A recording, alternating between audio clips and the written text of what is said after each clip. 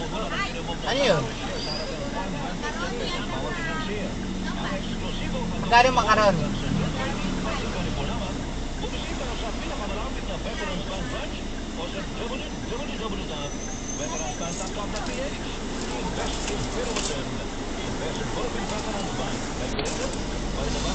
Ah, masarap yan. Ha? Si ikaw nagluto? Oo, Teka, teka. ako gumawa nan. Ewas sa'yo. Magkano na? 25 daw? Ito, piso. Tingnan mo muna. Parang kukunti. Ha? Kukunti. Bake, mac yan. Okay.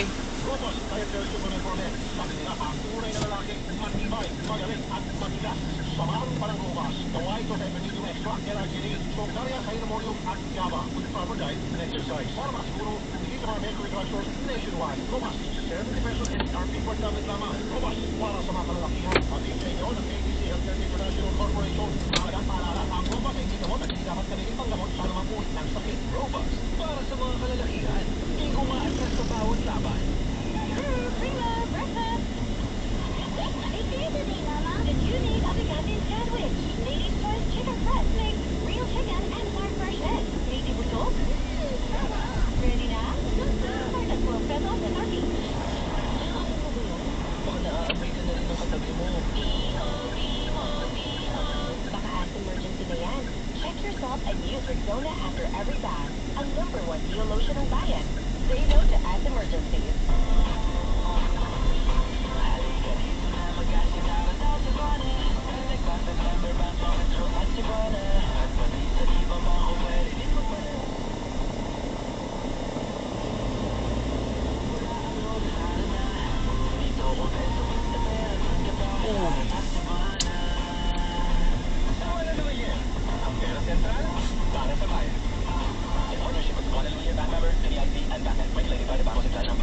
Cebuana Luelier, ang pera sentral para sa bayan.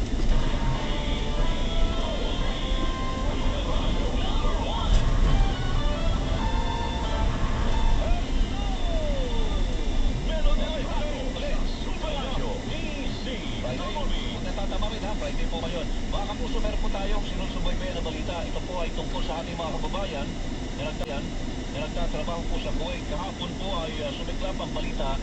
Pumutok ang balita na meron pong sunog na nangyari sa isang gusali kung saan ginagamit na dormitoryo ng ating mga kababayan nagtatrabaho doon, yung mga OFW natin. Ang pinakauling balita po, 3 Pilipino ang nasawi sa halos 50 nasawi doon sa sunog sa isang gusali sa Kuwait. Meron pong ibang mga citizen pa ron o nationality po, katulad ng mga Indian. Ayan, mga Indian, ano ha? So, meron pong dalawa sa kanila ang nasa intensive care unit. Meron po nakaligtas na mga Pilipino, 6. So, sa ngayon po ay pinagsisikapan pa natin makakuha ng karagdagan po ng mga informasyon. Pero isa po sa nakikita ang dahilan ay sisipan na po yung dormitorio noon at hindi mga tao ang pumilo.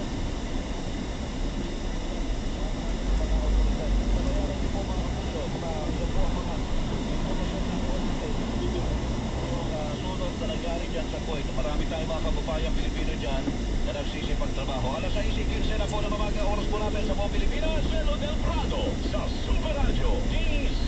Sa Manunula, kabilang po ang Pilipinas sa mga bansang may pinakamaraming insidente ng microplastic ingestion o pagpasok sa katawan ng microplastic. Paano po nangyayari yun? Ito ang paliwanag po dyan ng Department of Health, mga kapuso, ni Assistant Secretary Albert Domingo. Pwedeng pumasok sa katawan ng tao ang microplastic sa pamagitan ng pagkain sa mga kumakain ito. Ano yung kumakain ng plastic?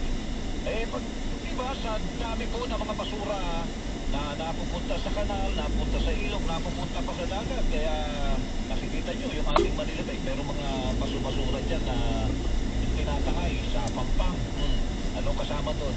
Sachet, mga plastic, mga kapuso, mga sisiglan na mga pagkain itinapon din ng mga tao bilang basura. Grabe traffic. Nakakain ay ingest na mga isda yun. Oo, may mga Matindi. tawag nila doon, may mga Diyan fiber lang daw daw. yung mga plastic. Friday. Maliliit, mga kapuso, mga ilang milimetro pwedeng ma-ingest o makain ng mga isda at iba pang lamang dagat. Yung lamang dagat na yun, pagkain naman ng tao yun, mga kapuso, yun. Papasok sa katawan ng tao. Ng tao, ay alam nyo na, magkakasakit. Yan ang problema dyan. Melo del Prado sa Super Radio DCWB. Nakolekta kami ng 300 na talaba sa iba't ibang palengke sa buong Pilipinas at sa buong Luzon at sa Visayas at nakita namin na 100% o lahat ng talaba na aming tinignan ay positibo sa microplastics. Yung mga ganitong klase ng ebidensya, nagsasabi na sa atin na kailangan siguro na natin mag-worry. Sabi ko kanina, manigabi, ang daming hinahamon talaba dyan. Meron tayong tinatawag na indirect ingestion. Bakit siya indirect ingestion? Kasi hindi natin kinakain yung mismong microplastics. Bagaman kinakain natin yung mga pangkain dun sa microplastics. Ang Pilipinas, kasama Indonesia at Malaysia, ay tatlong bansa sa buong mundo na may pinakamataas na eksento ng microplastic ingestion. Ang ating intestinal lining dun sa mismong loob ng ating bituka dahil pag ang plastic ay pumunta doon, nagkakaroon ng tinatawag na inflammation. Ibig sabihin, mamamaga yung bituka. Pwede mag-cause ng infection dahil nagkakaroon ng sugat yung mga cells o nagkakaroon ng sugat yung mga organs. Melo del Prado sa Super Radio DCWB. 18 minuto na po makalipas ang alas 6 na umaga. Yun po ang mga tinig po nila Dr. Yun. Leo Lawrence Onda, Associate Professor, UP Diliman Marine Science Institute, Assistant Secretary Albert Domingo, at spokesperson po ng Department of Health, mga kapuso. So yan po, yan ang pag-aaral na nakita nila, na natuklasan nila na sumusukat sa human consumption ng microplastic. Pero hindi daw dapat po itong ipagsawalang bahala.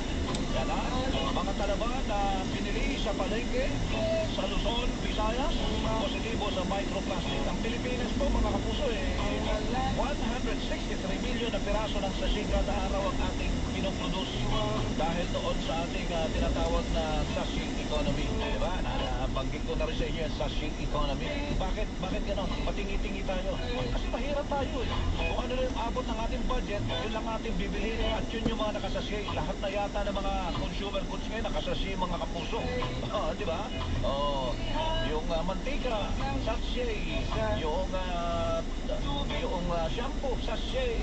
Toothpaste, sachet. Mga sangkap na iba pa, sachet. Yung mga ganon. Pero talo tayo ng Indonesia. Palibasa ng Indonesia po, mga kapuso, 280 million ang kanilang populasyon. Yan ang top. Yan ang nangunguna sa consumer goods. Largest industries of Indonesia ay nasa larangan po ng consumer goods, mga kapuso. Fast moving consumer goods. Ang tawag nila dyan, 280 million. Sunod Pilipinas. Sunod. Ang sunod ay Malaysia. Ito na po si Mark Makalalan. Ayan, basura. Napupunta sa mga hayop, sa mga lamang dagat na kinakain natin, napupunta sa katawan ng tao. Ang tubig, ganun din, may mikrobyo, mga kapuso. Ilang presidente sa Mandaluyong may agam-agam sa pag-inom ng tubig ripo dahil sa mga tubong may tagas at nakapwesto sa kanal. Mark Makalalan. Mark, good morning. Okay naman po yung melod sa mga kapuso natin. Diskumpiyado yung ilang mga residente na ating nakapanayam.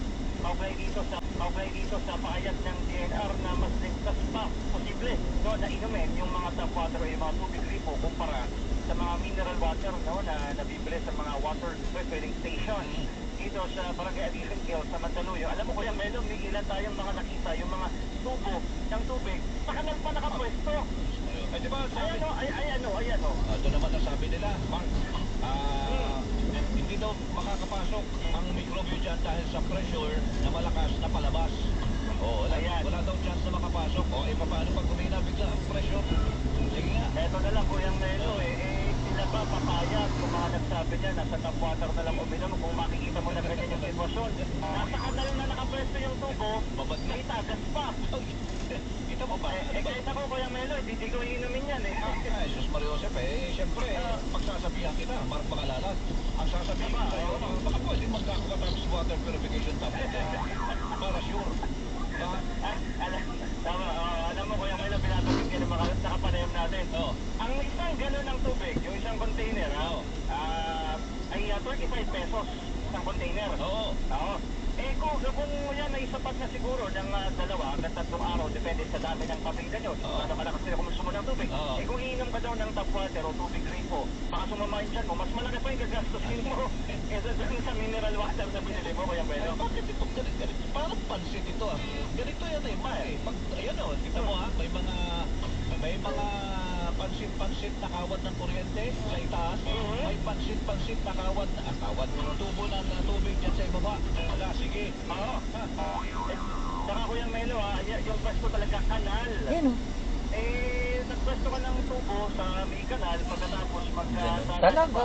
Oo. mahirap Traffic paniwalaan sobra. na hindi kontaminado yan. Kaya parang sinasabi nga nila na yung pressure daw sapat. Oo. So kahit pa magkabutas ang tubo, Oo. ay hindi ito basta-basta mapapasok kaya ng tubig kanal, Kuya Melo. Ayan. At sinasabi naman nila na yun nga, hindi mo dapat iparin yung sarili mo at ang iyong pamilya sa halagang 35 pesos na isang galon kumpara sa pag-inom mo ng tubig galing sa gripo na posible pang kontaminado at magdulot pa ng sakit o sama ng SARS. Ang gawin nila, ikutin nila yung mga, ano tawag dyan, yung mga water refilling station. Talaga may mga permiso yan mula sa FDA. Kung yan, na-inspection yan sa tuwi-tuwi na. Baka naman may mga problema na yung kanilang mga filtration system nila, di ba? Oo. Ayan, kasi daw hindi daw napapantayan ko yung Melo, yun naman ang pinapanggit ng DNR. Hindi ba tayo nila? dapat nga siguro mabantayan din, ma-check nila para makita no, na halimbawa yung paglalagay ng seal. Oo. Kung maayos yan, baka mamaya madumi yung kamay. Tapos hahawakan mo yung seal, ilalagay mo dun sa takip, no, na dun sa mga bote. Madudumihan din talaga yan. Hirap naman Pero ito. magkagayon man para sa kanila, mas ligtas itong mineral water kung inumin. Ayun, basta nababantayan nila. Ngayon, Mark, kita mo ha? Ayusin nila yan. Lalo na't ngayon, napuna mo. Nakababad na sa kanal pala. Anong gagawin ng mga water concessionaire dyan? Ayusin naman nila yan. Pag ganyan. Ayusin. Saka nakita mo May yung flat. ang lakas ng tagas ng tubig, Kuya Melo. Naplataan. Panghinayang alam mo, ang dagdag patuloy ang pagbaba ng water level. Kahit pa nasa panahon tayo ng tag-ulan, ang baba ng water level. So, posibleng mga apekto yan. Tapos ito pa, Kuya Melo, napapadalas daw, ayon sa mga residente dito, yung water interruption. Katulad kagabi, nagkaroon alas 10 ng gabi, pagkatapos alas 4 ng madaling araw, bumalik yung supply ng tubig. So yan, napapadalas. Kaya kinakailangan, nakikita nila dito yung importansya ng pagsisinop ng tubig. So yan, kita mo na ha? Parang sabi nga nila parang napaka third world tayo. Umpisa ko itong programa natin sa mga basura. Mga sachet. Di ba yung sachet economy, uso sa atin yan. Dahil yan lang ang kaya natin shrinkflation nga Tapos yung mga basura, tatapon mo sa kanal. Yung kanal na yan, magdudulot ng problema kayo sa kalusugan ng tao. Nandyan, yan papat, nakababad pa yung tubo ng tubig pala dyan. Mark? Meron pa tayong problema sa mga microplastic naman pagdating sa pagkain. Kaya may problema sa pagkain, pati pa sa supply ng malinis na tubig. Ano ang resulta? Sakit. Di ba? Sakit. Yeah. Sakit. Kaya nga sabi nila, huwag pang hinayangan yung pambili mo ng mineral water. Pakinggan natin yung tinig ng aking mga nakapanayam. Bakit, sir? Ano ba yun? Isasalak mo yun? 100? Ano yung masasabi mo yung Yan, mga tubo na may tagas? Yung iba malapit pa sa kanal. Dapat pag-ayos na Parang may na-aksidente. Ayan! Ayan! Para safe na lang na rin po. Bali. Doon sa nanggagaling sa tap water, tapos yung motor, naglalim po ng kanal na nanggagaling. So, hindi po natin Grabe sa may total.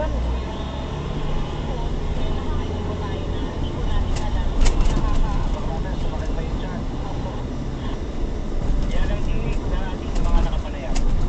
Ang inyong kapuso magpakalalat ng GMA, Super Radio, DZ-8 dapat totoo. Sa may total lang traffic.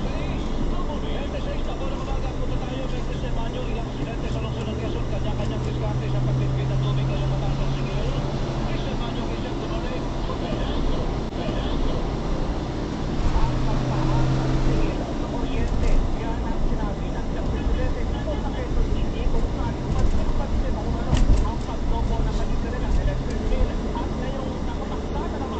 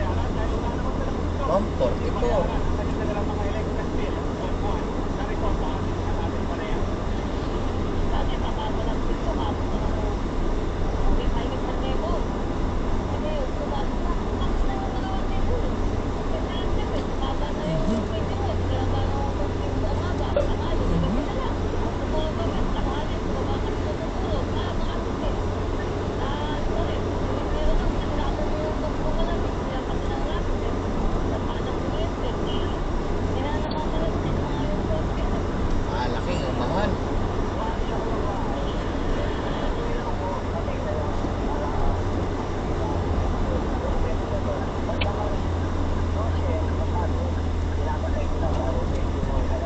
Ngayong buwan ng Hulyo, may 50% tapos kada kilowatt-hour at dagdag tuwing sa kuryente. At maliwanag na peraso ay dahil sa tumataas sa generation charge o gastos sa paglikha ng kuryente. Ako, Germanio ng GMP Operacio, DCWP dapat ito. Pedro del Prado sa Super Radio DCWB. Alas 6:08 na po ang oras po natin. Salamat, pagpakalalan. Salamat sa Christian Manyo sa pinagtubig at saka kuryente po ang inyong napakinggan. Ito na yung text natin. Maya yung ating text mo na yung mga kapuso. Ako, usap-usapan ngayon ang viral ito. Alam-ala pa sa mga pahayagan. Usap-usapan ngayon ang Marcos na champagne glass ni Senate President Francis Escudero sa Bangalore sa Wine of Honor sa Malacanang noong Miyerkules ng gabi. Ang paglakas ng kapatid dito, Camarón. Di ba nakalat na si Senate President ay Escudero yun? Oo, sinampok ang kapita ni Senate President Escudero at ininuman ni First Lady Lisa Marcos Araneta. Ang sumunod na pangyayari. Noon, hindi lang ako fourth runner-up. First place ako sa puso yan. Mahalagang paalala, ang MX3 capsule ay hindi gamot at hindi dapat gamitin panggamot sa anong uri ng sakit. Mag-MX3 araw-araw para MX Extraordinary. Romance, Action! drama, Everest Smart TV. Ano ever best TV show in the world? kahit ano, basta we watch it together. Everest Smart TV, building healthy relationships. Everbest from Everest. Everest Appliances. Health, wellness, energy savings from Everest Appliances. Baka naaamoy ka na rin ng katabi mo. Check yourself and use Bad Corona motor. after every Bio, Bogo, bad motor. Malinis ba ang tubig na inuminom? Ang tubig nyo ba'y pinakukulo pa? Madalas ba pananakit ng tiyan ang iyong kapamilya dahil sa diarrhea? Uminom ka ng malinis na tubig. Gumamit ng Aquatops Drinking Water Disinfectant Tablet. Ang tubig ay may focus and sodium is the generic name of Aquatops. If symptoms persist, consult your doctor. Maraming nauusong diet at health supplements ngayon. Pero dapat, i-check kung ano ang totoo. Bago sumunod sa mga ito, ang pinakaligtas na paraan para maging malusog ay ang pagkain ng masustansyang pagkain at pag-inom ng tubig araw-araw. Dapat din matulog ng sapat bawat gabi at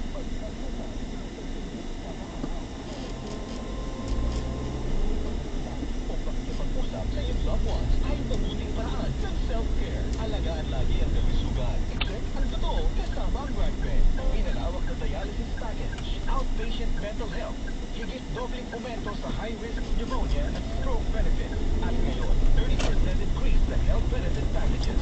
Ilan lang ito sa mga nasimulan na natin. Tuloy-tuloy na po ang pagbuti ng ating benepisyong PhilHealth. Ang layunin namin, pinalawak at mga bagong benepisyo para sa mamamayang Pilipino. Abot kamay na ng lahat. Tumawag sa 8662-2588 para sa detalye. Robust dietary supplement. Ni- Tunay na lalaki, matibay, May magaling naman. at magigas.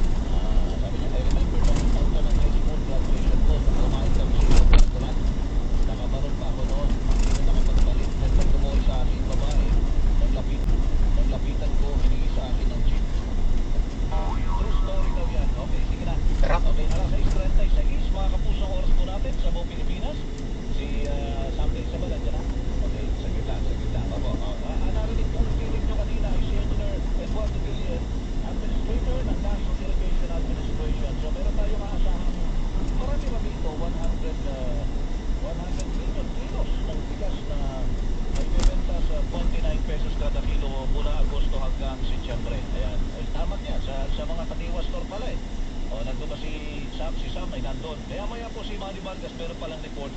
Yung mga plastic, dyan sa Manila Bay, notorious na lalo pag mamagyo. Diyan, lahat.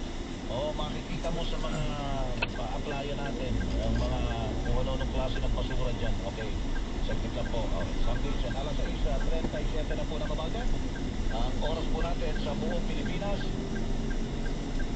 At, okay, si Sandration na dyan. Okay, saglit. Super Radio. Melo del Prado sa Super Radio. DZWB. Kadiwa ng Pamulo, muling aarangkada sa lungsod ng Pasay ngayong araw na ito. Sam Nelson Sam, Super Radio.